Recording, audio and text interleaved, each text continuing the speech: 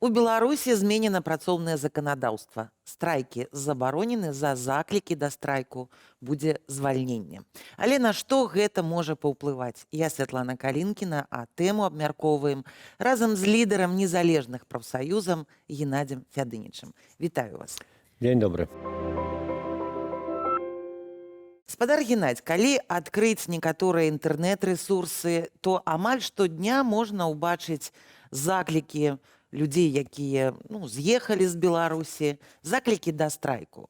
І нават выказванні пра тое, што вось месяц не будзем працаваць, возьмемся там за ўсе свае запаснікі і рэжыму Александра Лукашэнкі будзе канец. Як вы ставіцеся да такіх заклікаў? Я лічу, што гэтыя заклікі, калі ты за мяжой, рабіць вельмі проста. Рабіць страйк, ці ён датычыцца эканамічнага становішча, ці палітычнага, гэта дастаткова вялікая праца. І самае галоўнае, што страйк нават 100% ад асобна взятага прадпрыемства ніколі гэтага не будзе, не было. Ёсць тыя людзі, да якіх трэба дайсці, і якія ведалі б, што яны не адны, што яшчэ ёсць шэраг прадпрыемстваў, што яны таксама паміж сабою трымаюць сувязь.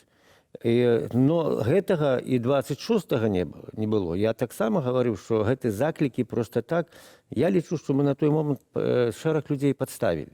Ну не мы, а заклікі. Вы маеце на ўвазе вось той самы час X, дзень X, які быў аб'яўлены камандай Святланы Ціхановскай як нацыянальны страйк. І зараз мы бачым, што, напрыклад, з таго ж МАЗа, з трактарнага, з маторнага, звольнілі людзей, не гледзячы на іх прафесіяналізм, звольнілі па спісу, якія давалі спецслужбы. І гэта наймальнікі, мабыць, і аставілі б іх. Яны ж нічога не парушалі на працы, яны выконвалі свае абавязкі. А вось тое, што яны сядзелі на сутках, гэтыя спісы даюць і прымушаюць наймальнікаў іх звальняць. Калі не хочаш па дамове бакоў, так знойдуць іншыя прычыны, щоб звольніць гэтых людзей. Таму я хочу сказаць, што гэтае заканадаўства, то, што прайшло ў двух чытаннях, ужо тое, што людзі не могуць нават услых гаварыць пра страйкі. Засталіся страйкі эканамічныя, але іх па працоўнаму кодексу правесці нельга, там 52-56 дзён. А палітычных як зусім забаронены. Тады ўзнікае пытанне. Грамадзяне маюць права галасаваць за мясцовую ўладу, за там абласную, вярхоўную, за прэзідэнта. Яны гэта іх права, яны маюць. А вось права, калі яны не згодны з тым, каго абралі, у іх няма. Таму што рабіць рэферэндум не атрымоўваецца, адмову дэпутатам не атрымоўваецца. То есть, як гаворыць, Бог не роўна дзеля. Правы ёсць, а ты не можаш не выкарыстаць. Ну, у дадзеным выпадку не Бог не роўна дзеля, а наша ўлада мэтанакіравана затыкае ўсім раты. Але вось яны прымаюць законы. Барацьба з экстрэмізмам, забарона страйкаў, звальненне. Гэта, дарэчы, ўсё было і рабілася, і вы ўжо сказалі, што звальнялі людзей за удзел у страйку, за адміністратыўныя арышты. Навошта гэта рабілася? Навошта цяпер спатрэбілася гэта, неяк так замацаваць заканадаўча?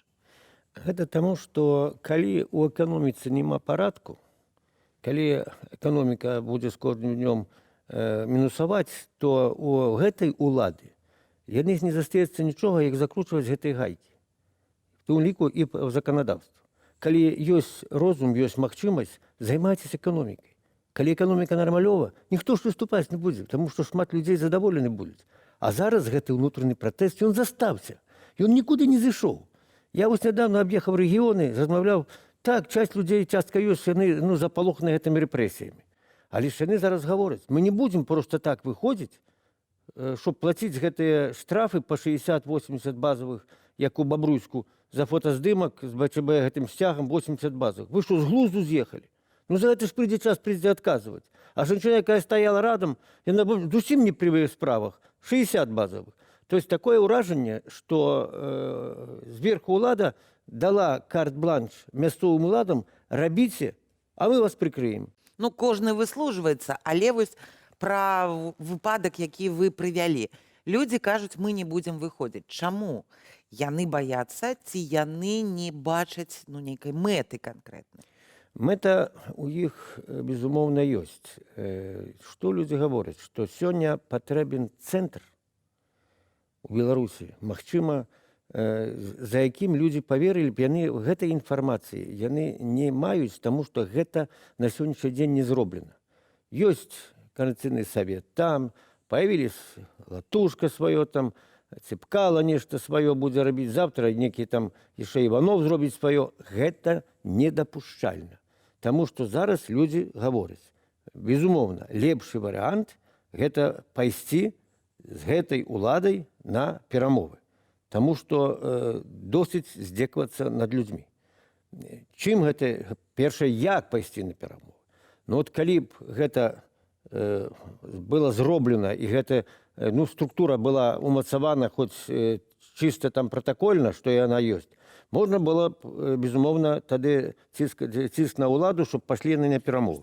Я лічыў бы, што павінна гэта быў бы не савет, мабыць, нейкая кааліцыйная арганізацыя, калі вашлі б туды і рухі, і партыі, і прафсаюзы.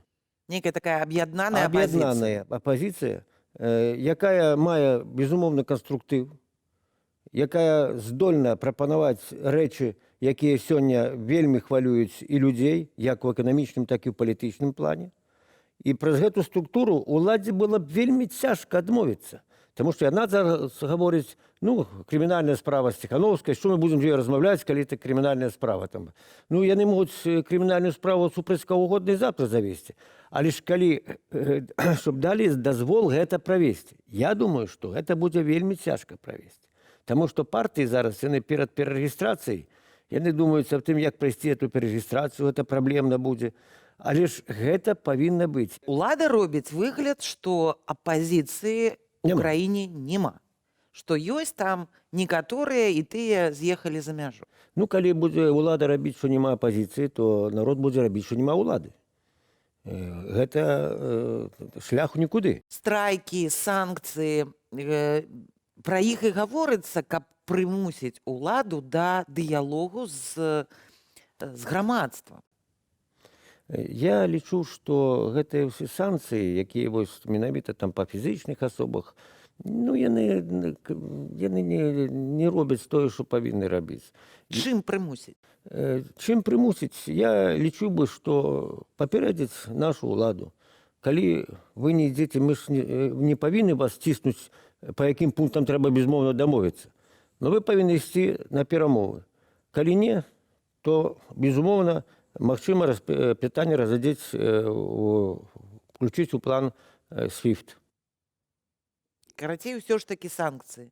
Вяртаемся да не персанальных, а супраць краін. Я скажу, чаму супраць краіны. Вот супраць людзей. Вось там федэрацыя збірала гэтыя подпісы. Афіцыйная федэрацыя. Да, афіцыйная федэрацыя. Я выязджаў з на лецішча 1 траўня і гляжу, налічыў 17 аўтобусаў. Пытаюсь у моладзі, а куды вы прыехалі? Што у вас няма ж ніякіх афіцыйных там на сходы?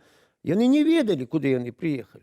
Там ужо больш такія сталыя людзі запытаюцца, нас папрасілі прыехаць, далі разнарадку, а куды вы пойдзеце? І ніхто не ведае. То есть ім дзень волі не далі, Чарнобыльскі шлях, пандэмія, а тут няма, уже кончилась пандэмія.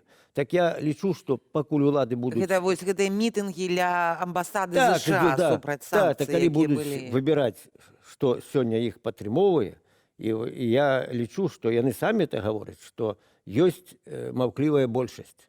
Безумоўна, яна сёння існуе. Но я хочу сказаць шчыра, маўклівая большасць, яна не будзе падтрымліваць гэту ўладу. Чаму? Таму што сёння людзі самі гавораць, ЖКХ, як не было празрачным, так не, цэны паднялись у магазинах, ніхто гэта не адсочваюць чыста тэрытарыяльна, пенсіі не растуць, заробкі не растуць, а заробкі, як яны зроблены зараз заробкі, народ зараз хвалюецца. 60% гэта тыя грошы, якія, будзем гаварыць, аклады. Астатнія надбаўкі, прэміі. Завтра іх не будуць. Нават банкі зараз не выдаюць крэдыты пад агульную заробак. а толькі выдаюць пра аклады, таму што гэта тое, што менавіта будуць даваць. Таму уладзе, я сумняваюся, што эта ўлада можа стварыць умовы, щоб чалавек мог зарабляць, а не атрымоўваць грошы. Вось за эти все гады, это як савецкая сістэма. Чалавек не зарабляў, ён атрымоўваў. І жывуць ад палучкі да палучкі. Многім гэта падабаецца? Я скажу, безумоўна.